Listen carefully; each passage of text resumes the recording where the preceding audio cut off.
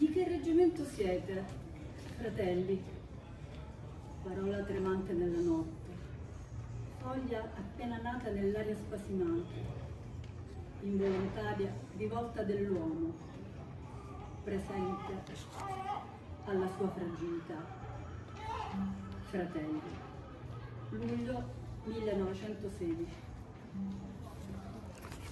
Assisto la notte violentata, l'aria è crivellata come una trina dalle schioppettate degli uomini ritratti nelle trincee, come le lumache nel loro guscio.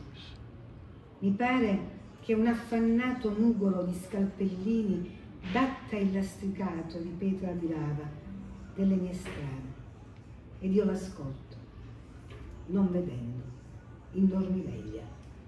Agosto 1916. Dopo tanta nebbia, a una si svelano le stelle. Respiro il fresco che mi lascia il colore del cielo. Mi riconosco, immagine passeggera, presa in un giro immortale. Luglio 1918.